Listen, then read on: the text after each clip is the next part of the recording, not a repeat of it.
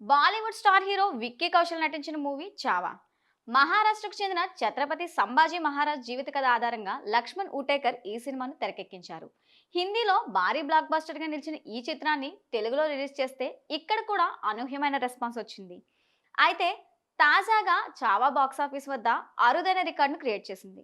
ఇటీవల విడుదలైన బాలీవుడ్ చిత్రం చావా బాక్సాఫీస్ వద్ద కలెక్షన్ల ప్రపంచం సృష్టిస్తోంది. విక్కీ కౌశల్, రష్మిక మందన నటించిన ఈ చారిత్రక చిత్రం విమర్శకుల ప్రశంసలు దక్కించుకుని రికార్డు మోతను మోగిస్తోంది. లక్ష్మణ్ ఉటేకర్ దర్శకత్వంలో వచ్చిన ఈ చిత్రం విక్కీ కౌశల్ ఛత్రపతి శివాజీ తనయుడు సంభాజీ మహారాజ్ పాత్రలో జీవించాడు. భాషతో సంబంధం లేకుండా వసూలు రాబడుతోంది. కేవలం నార్త్లోనే కాదు, సౌత్లోనూ భారీ కలెక్షన్లతో దూసుకుపోతోంది. ఇప్పటికే ఎన్నో సరికొత్త రికార్డులు క్రియేట్ చేసిన ఈ సినిమా ఇప్పుడు ఏకంగా బాహుబలి 2 రికార్డును బ్రేక్ చేసింది. రాజమౌళి, ప్రభాస్ కాంబినేషన్ లో వచ్చిన బాహుబలి 2 సినిమా బాలీవుడ్ లో 510 కోట్లు వసూలు చేసింది. ఇప్పుడు కలెక్షన్లు చావా అధిగమించింది. కేవలం 25 రోజుల్లోనే 516 కోట్లు వసూలు చేసింది. ఓవరాల్ గా బాలీవుడ్ లో అత్యధిక వసూళ్లు రాబట్టిన చిత్రాల్లో చావా 6వ స్థానంలో ఉంది. ఇటీవల చావా సినిమా తెలుగు వర్షన్ లో రిలీజ్ అయింది. మొదటి 3 రోజుల్లో దాదాపు 9 కోట్ల వసూలు నమోదు చేసినట్లు సమాచారం. హిందీలో విడుదలైన 3 వారాల తర్వాత చావా తెలుగులో విడుదల కావడంతో కాస్త రెస్పాన్స్ తక్కువైందనే టాక్ వినిపిస్తుంది.